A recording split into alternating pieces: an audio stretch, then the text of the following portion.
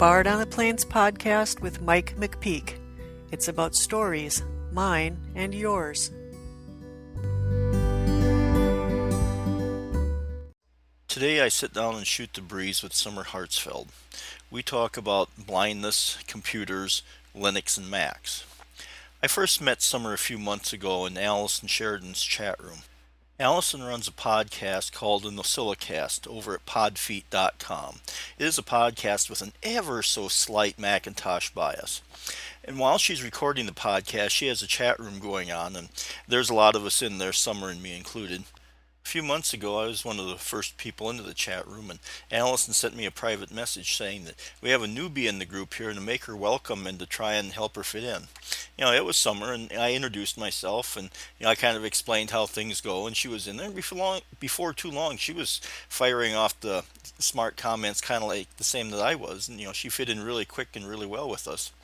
Sometimes those of us in the chat room actually help Allison with the podcast, but most of the time we're just talking amongst ourselves, trading jokes, or talking about whatever subject interests us at the time.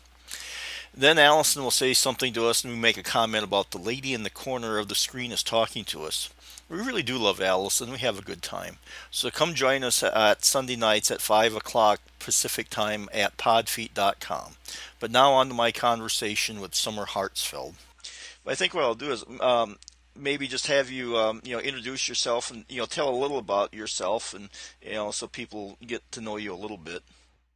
Okay. What do you want to know? well, let's start with your name. Okay, well, I'm Summer Hartzfeld, and I live in Saskatchewan in Canada. Okay, and like I said, the reason I wanted to talk to you was, to find out how you deal with a sighted world. So, I guess the first question I'm curious about is, when did you lose your eyesight? I don't remember seeing anything at all, because when I was a baby, I got something called retinal blastoma, which I guess, from what I remember reading on the internet somewhere, it's a infection in the eyes that becomes cancerous or something. So they took my eyes out because it showed up in both eyes. Okay, so you never had to make the transition then. This has been all you've known then. Right. Okay, because there's some people who have suddenly lost their eyesight, and then they kind of have to deal with the transition. But so for you, this is you're normal. You've grown up with it that way then. Yeah. Okay. Which in some ways is better, and in some ways just means that I remain clueless about some things. Well, even though I am always asking people questions anyway. Well, yeah, and I could understand that trying to explain to somebody who's never seen the color orange or something like that, that could be a challenge. So. Yes, because it depends which orange you're talking about. Right. Yeah, the fruit or the color. So then I guess I'm just I got to wondering too. I assume that you kind of have things in an orderly fashion so you can find them, or so you can find things. 'Cause, my wife and I are both kind of structured about the way we do things, just because that's the way we are. So like when I get up in the morning. I get up at 4:30 to go to work. I can leave the light off in the kitchen, walk out, and I know exactly where my glass is in the dish drainer because that's where she puts it every night. So I can reach in there and I can grab it. I can find everything that I want without turning the light on because we put everything in the same place all the time so that I can not wake her up in the morning. So I'm assuming that you have things so you know where to find them. Yes. Just don't look at my file system on my computer, because that's a disaster. Oh, you're not the only one there. I keep saying one of these days I'm going to straighten this stuff out, but I haven't gotten around to it yet. That's what I say too, but it doesn't happen. Yeah, like my photos are just completely, borked, but I managed to find them anyway. Well, then, I know since you're on the computer, you have special equipment. Do you have a Braille display then? Yes. Um, I have they call them it's called a refreshable braille display because I'm guessing the refreshable part is because of the little pins that make up the braille dots can change. Otherwise, a non-refreshable braille display wouldn't be much use because you couldn't change the letters. But It would be a one-shot thing. Uh, yeah, so that would then, be expensive. so now, I've heard you talk about it in other shows, but I'm assuming this is just a line of like pins or little, not pins exactly, but little pegs or whatever that come up. Yeah, there's 40 characters worth of space for these with these little pins that can change depending on what the software tells them to, which letters the software tells them to. So it just pokes them up, and then do you run your fingers over, or does it move under them? Does it scroll?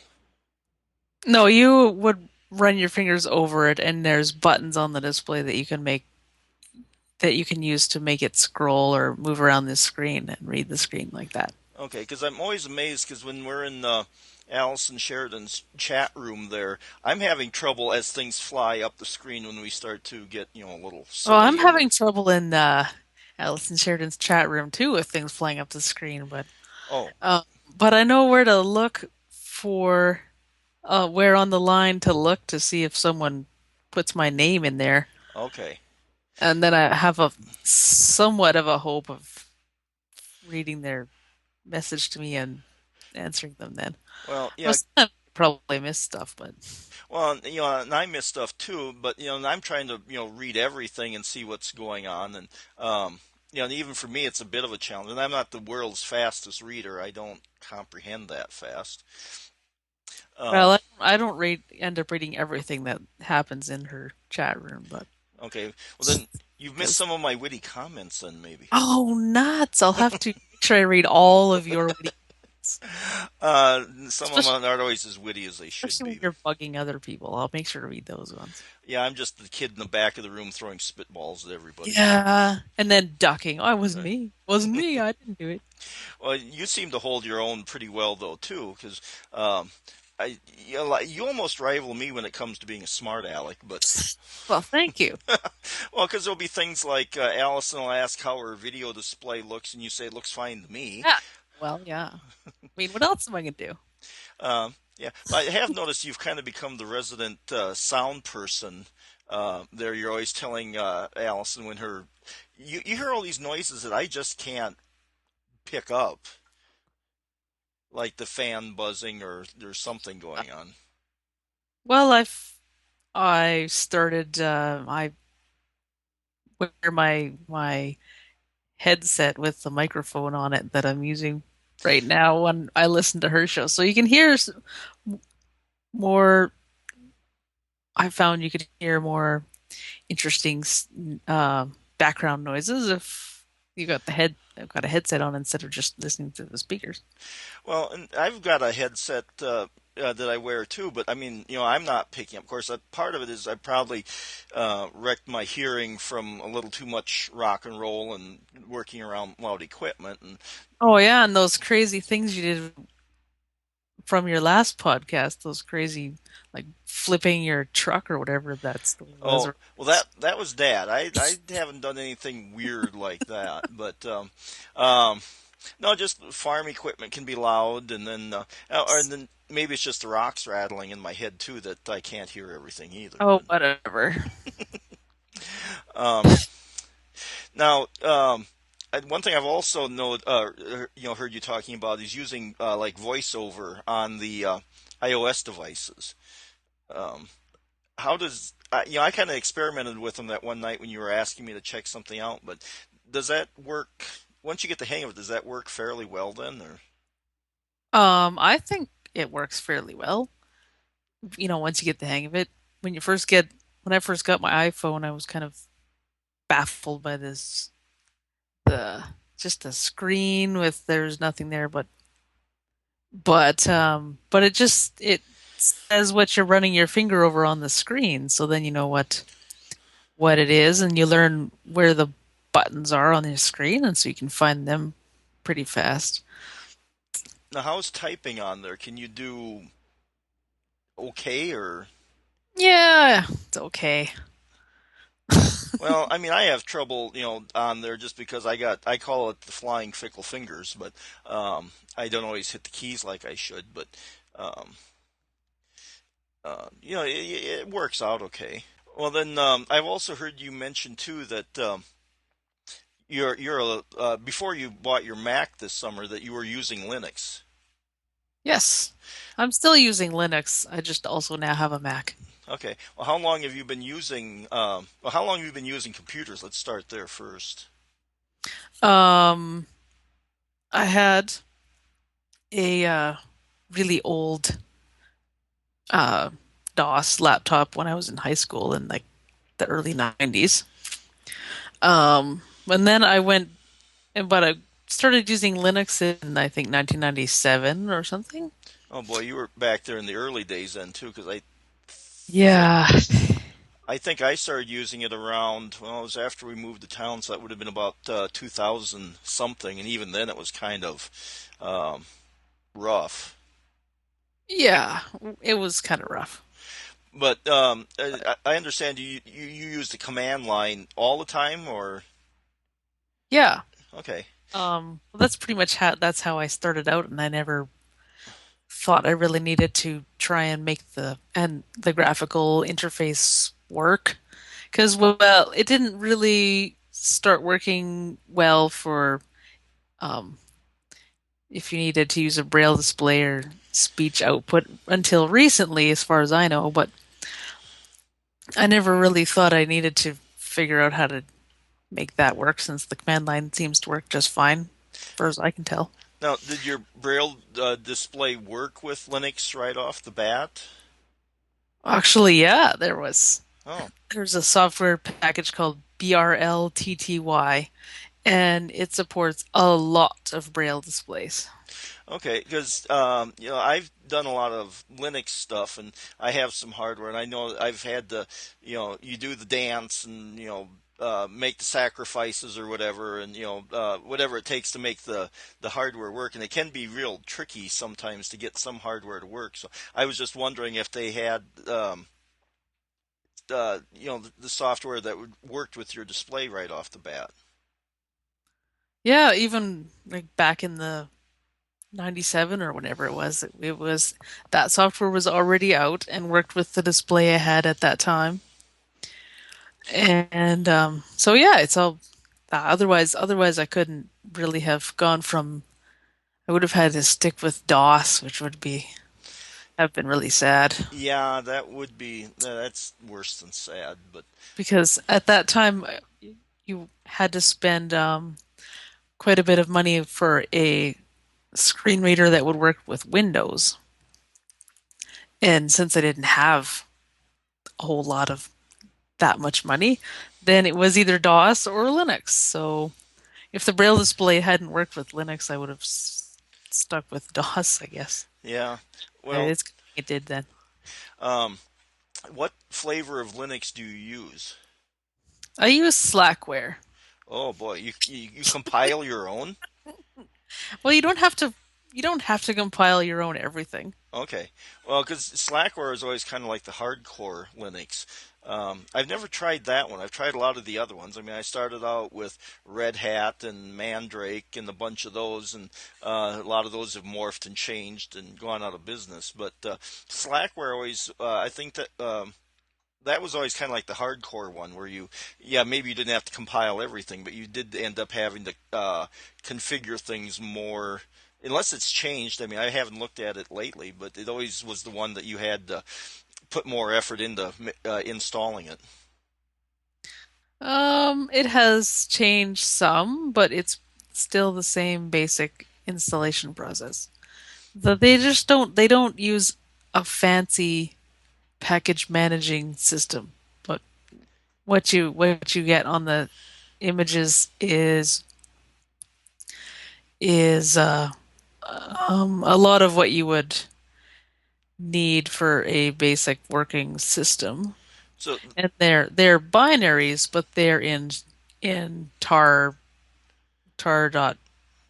or gz files. Yeah, I always called them tar balls or whatever Tar they were. balls. Yeah. Yeah. Um, yeah, and and I kind of when I first started with Linux, I they didn't have package managers yet, so you were going out and getting all this stuff, and then you got into kind of dependency hell where you're trying to install one piece of hardware, but then you need or software, but then you need to get another package for it to work. Yes. And That's the thing that it seems to happen. Well, I don't know. Maybe it's better now, but with package managing system is the dependencies. Slackware tends to wait until stuff is pretty stable. It's a system, once you get it working, it's just going to sit there and keep working. okay. Well, that's not too bad then, because I remember, me being kind of boneheaded about things or stubborn. I would try to like shoot. I couldn't quite find the right package I needed to install, so I would install one that was close and sledgehammer things, Oh, and then for some reason my installation would wiggle and wobble and fall over. I got really good at installing it. well, that's probably because you installed the wrong package. It wasn't quite the right version. Yes, yeah, Yeah. that, and yeah, I would have more than a few systems kind of freeze up and kind of croak on me. And then, yeah, and like I said, this summer you just got a Mac. How is that transition going? It's interesting.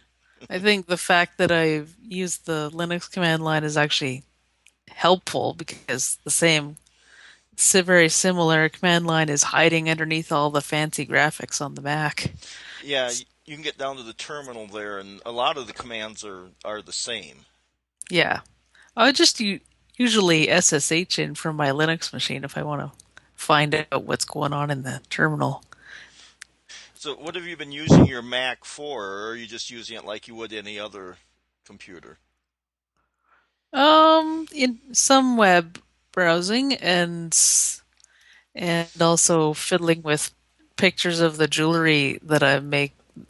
I've been um, got some pictures of that has been taken of my jewelry products on my Mac. Okay, yeah, I was gonna kind of get to that too. I've heard you mention so you make jewelry and sell Yes, that. yes. What kind? Necklaces, or I mean, what's your primarily do you make? Yeah, necklaces and earrings and some bracelets, and it's mostly semi-precious stones of different types with sterling silver, like wire and earring hooks, and I have a lot of the necklace. A lot of the necklace styles are it would be a pendant hanging on a cotton cord, so basic, but Okay, still kind of cool. And so there's quite a lot of those. I'll have to check that out. Do you have a website that you sell things on, or where can we find your Not jewelry? yet, but it's I'm working on that sort of. Okay, so you just sell it? Do you sell it locally then, or Yeah, I sell it at the farmers market here in Regina. okay? Um, well, then when I was talking to you earlier, you mentioned something about your was it an instructor for your seeing eye dog was there today? Yeah, I have a guide dog from Guide Dogs for the Blind in California, and they do follow-up visits there if you have questions. There's an instructor that comes through between after a class that they have been training with students, and then between that and training new dogs, they come and they go on trips to see us graduates. So there was an instructor here today, and he happened to show up on the first day of wet, sloppy snowfall. So that was interesting going out. Oh, I bet that was, yeah. And you can keep the snow. We Oh, I'll happily share some with you. It's really, there's getting to be a bunch of it, and it's gonna freeze up really nice and get a little icy tomorrow. Ay, I'm really looking forward to walking to the farmer's market with all my stuff in the ice tomorrow morning. oh, That's gonna be the best thing ever. no, that doesn't sound like that's a good thing. But we haven't had any. Well, we did have a little snow last week, but it hasn't hit here yet. Although we do desperately need the moisture down Okay, well, here. you can have it because No, we'll take the rain. okay. Maybe at some point, if I'm not the guy running the snow blower, maybe I'll maybe not dislike snow so much. But Oh, I guess that's kind of what I wanted to know. Is just I just kind of wanted to have a little conversation with you about this stuff, and um, thank you for taking the time to sit down and kind of have a little conversation with me. oh well, you're welcome. Yeah. Interesting. If you have a story you'd like to tell, contact Mike on Twitter at @BardOnThePlains or by email at bardontheplains@gmail.com. For more information about the stories in this podcast, visit bardontheplains.com.